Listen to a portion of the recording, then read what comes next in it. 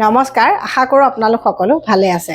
আমি ভাতৰ লগত সদায় খাই থকা পদিনাৰ চাটনিখনে যে আমাক বহুত বেমাৰৰ পৰা বচাই ৰাখে এই কথাটো হয়তো আমি কেতিয়াও নেভাবোঁ।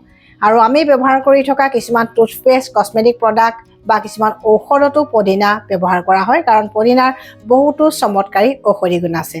আৰু পদিনা আমি সৌন্দৰ্যৰ চৰ্চাটো ঘৰুৱা দিহাত ব্যৱহাৰ কৰিব পাৰোঁ। কেনেকৈ ব্যৱহাৰ কৰিব পাৰোঁ বা কি কি ঔষধি গুণ আছে আজি সকলোবিলাক আলোচনা কৰিম। গতিকে সম্পূৰ্ণ ভিডিঅ'টো চাই আপোনালোকেও শ্বেয়াৰ কৰি দিব যাতে অসমৰ ৰাইজ উপকৃত হয়। পদিনাই বচাই ৰখা প্ৰথম বেমাৰটো হৈছে পেটৰ কিছুমান সমস্যা। পদিনাত মেন্থল নামৰ এটা যৌগ আছে আৰু এই যৌগটোৱে নেচাৰেল পেইন কিলাৰ হিচাপে কাম কৰে, অৰ্থাৎ যিকোনো কাৰণৰ বাবে হোৱা পেটৰ বিষ নিৰাময় কৰে। কিছুমানৰ গেছ, বদহজম, খাবলৈ মন নোযোৱা বা অৰুচিৰ সমস্যা থাকে আৰু এই সমস্যাত ভুগি থকা ব্যক্তিৰ কাৰণে পদিনা হৈছে ডাঙৰ মহৌষধ।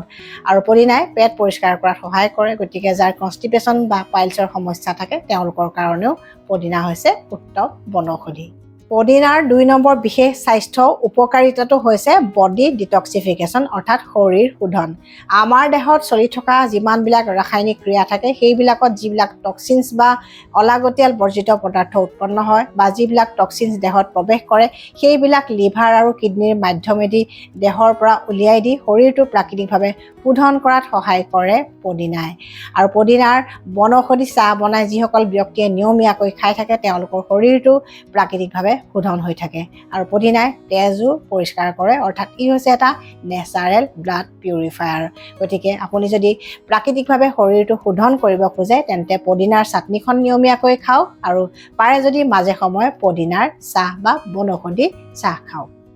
পদিনাৰ ৩ নম্বৰ বিশেষ ঔষধি গুণটো হৈছে ইয়াৰ বিষনাশক বা বিষ নিবাৰক গুণ, অৰ্থাৎ ই হৈছে এটা নেচাৰেল পেইন কিলাৰ, কাৰণ ইয়াত আছে মেন্থল আৰু এই মেন্থলে পেইন বা বিষ নিৰাময় কৰাত সহায় কৰে।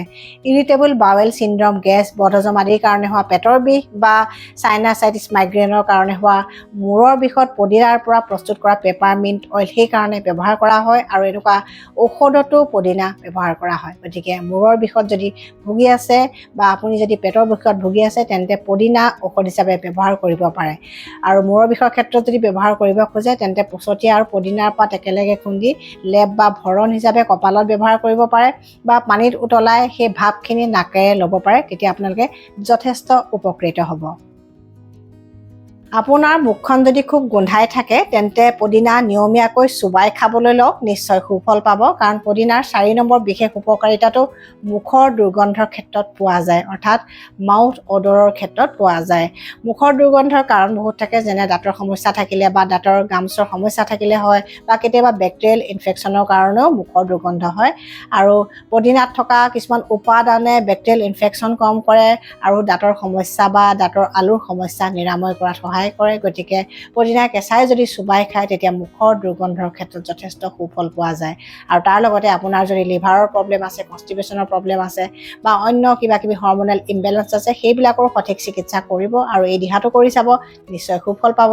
আৰু সেইকাৰণে টুথপেষ্ট বা এনেকুৱা কিছুমান ঔষধত বা মাউথৱাছৰ ক্ষেত্ৰত পদিনা ব্যৱহাৰ কৰা হয়, কাৰণ পদিনাৰ এই বিশেষ গুণটো আছে। পদিনাৰ ৫ নম্বৰ ডাঙৰ স্বাস্থ্য উপকাৰিতাটো হৈছে যে ই আমাৰ দেহৰ ইমিউনিটি বা ৰোগ প্ৰতিৰোধ তন্ত্ৰক শক্তিশালী কৰে। পদিনাই ছিজনেল বেমাৰ বা বতৰ পৰিৱৰ্তনৰ ফলত হোৱা বেমাৰবিলাকৰ পৰা প্ৰাকৃতিকভাৱে বচাই ৰাখে। অৰ্থাৎ আপুনি যদি ছিজন চেঞ্জৰ সময়ত এলাৰ্জিৰ সমস্যাত ভুগি আছে তেন্তে পদিনাই আপোনাক এই ক্ষেত্ৰত সহায় কৰিব। বা আপোনাৰ ছিজন চেঞ্জৰ সময়ত যদি চৰ্দি, কাহ, হাঁপানি এনেকুৱা ধৰণৰ বেমাৰ হয় তেন্তে পদিনাৰ চাটনিখন নিয়মীয়াকৈ খাওক, নিশ্চয় সুফল পাব। আৰু পাৰে যদি পদিনাৰ বনৌষধি চাহ বা হাৰ্বেল টি নিয়মীয়াকৈ খাব।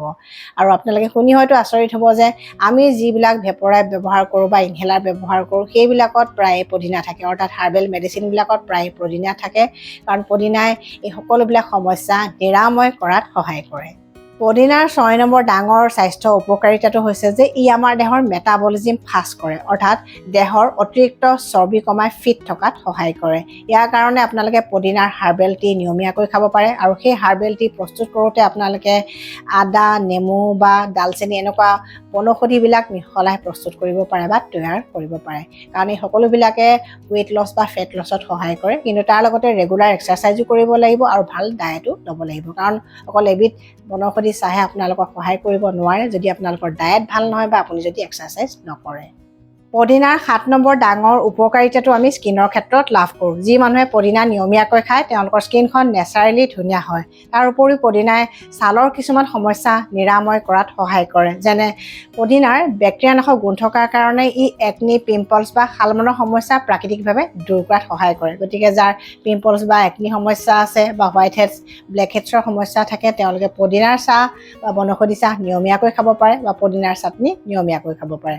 আৰু যাৰ হাইপাৰ পিগমেণ্টেশ্যনৰ সমস্যা থাকে তেওঁলোকে পদিনা বিভিন্ন ঘৰুৱা দিহাত বা ফেচ পেকত ব্যৱহাৰ কৰিব পাৰে। তাৰ কাৰণে নিম, তুলসী, চন্দন, মুলতানী মিট্টি এনেকুৱা ধৰণৰ কিছুমান প্ৰাকৃতিক উপাদান ব্যৱহাৰ কৰিলে আপোনালোকে নিশ্চয় সুফল পাব। নিয়মীয়াকৈ পদিনা খাওক আৰু এই ঘৰুৱা দিহাবিলাক ব্যৱহাৰ কৰি চাওক। এই 7টা উপকাৰিতা আপোনালোকে নিশ্চয় লাভ কৰিব। আৰু বহুতো ঔষধি গুণ আছে যাৰ কাৰণে পদিনা বিভিন্ন হাৰ্বেল মেডিচিন বা আয়ুৰ্বেদিক মেডিচিনত ব্যৱহাৰ কৰা হয়। আৰু এই গোটেইখিনি কথা আপোনালোকে আজি যদি গম পাই ভাল পাইছে তেন্তে ভিডিঅ'টো শ্বেয়াৰ কৰি দিব।